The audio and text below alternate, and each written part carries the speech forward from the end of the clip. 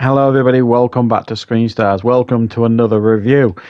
Now, this was going to be another one of my Halloween-themed reviews, seasonal Halloween reviews, whatever you want to call them, because I've just recently reviewed the 1980 John Carpenter classic, The Fog.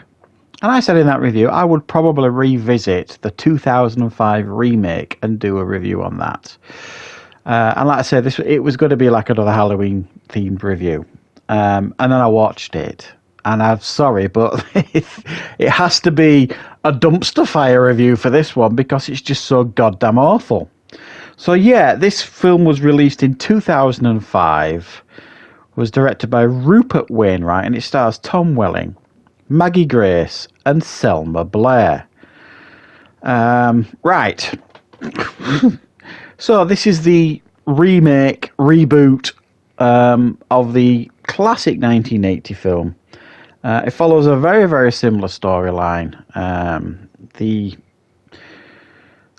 people living on Antonio Bay are celebrating the town's history, a 100-year history. However, the 100-year history is built on murder. As 100 years ago, their forefathers basically murdered a load of lepers to steal their gold to build the foundations of the town that they are now living on. It's 100 years later, however, and these spirits have come back for a reckoning. Right. What are my thoughts on this terrible film? Where do you start with this film? I mean, honestly, where do you start with this film? Now,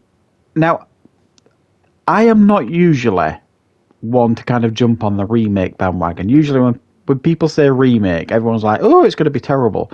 And a lot of them aren't very good. I've watched a lot of remakes. I've reviewed a lot of remakes on this channel. And most of the time, they're not as bad as people make out. That can't be said of this one. This is probably the worst remake I have seen, and I'm sure there's many a debate out there as to what is the worst remake, but this has to be in the conversation. It is completely devoid of any tension, any horror, any decent performances, and it is literally, at times, it's one of those rare remakes where you don't want a remake to try and recreate what we got in the original. You want it to kind of stand on its own 2 feet and do something different. And this does a mixture of both. At times it does copy the original very closely.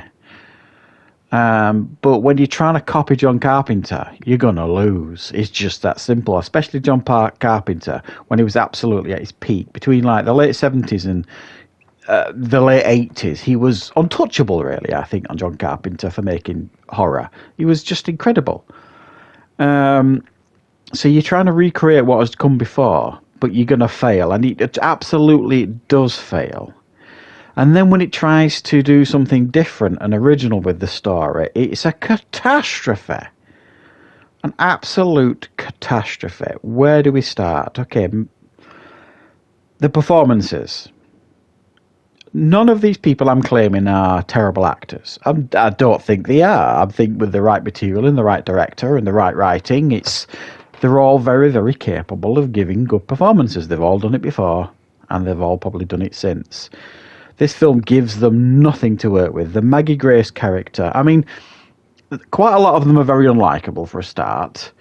They turn the priest into a drunkard. You know, the Hal Holbrook character from the original. He's just drunkard in it. And there's no reason for him to be a drunkard, because he doesn't know what his grandfather and forefathers did. He finds out later in the film when Maggie Grace finds this logbook. She's the one that finds it this time, not the priest. So, he's already a drunk by this point. So they completely wreck that storyline for him. The Maggie Grace character is a twist on the Jamie Lee Curtis character, I suppose. Very similar concept. She turns up and immediately jumps into bed with Tom Welling. However, trying to not make it a little bit creepy like they did in the original, with Tom Atkins and Jamie Lee Curtis getting together and like going into bed straight away. It was the 70s, you got away with it then. they seem to need a reason, and they're ex-lovers in this film, even though they feel like total strangers. So you've got Maggie Grace turning up, who's an ex-resident of the town. She's some kind of watch expert, and she's got psychic abilities, and she's got some connection to these characters that were killed 100 years ago. I mean, it was just, why would you do any of that? You just didn't need to. It's got those ridiculous scenes that they used to do at this period when they made horror films, where characters just do everything you wouldn't do in those situations. So the Maggie Grace character hears something, sees some spooky stuff, wet footprints on the ceiling and that kind of stuff. So, of course, you would go out half naked into the night sky outside to investigate barefoot. You just wouldn't do it. It's absolute twaddle. The Tom Welling character knowingly withholds evidence of a camcorder that would give evidence to help his friend get off charges and this kind of stuff. And why not just give it to the police? Why would you willfully keep it? And then Maggie Grace character just loses that evidence. There's a scene where Tom Welling is trying to save the boy of the DJ. And Maggie Grace, she's riding shotgun. Be ready. Be ready with that engine turned on and be ready to go. And what's she doing? She's reading a book. She's reading this logbook that she found. Really? And then the ending just completely and utterly falls apart.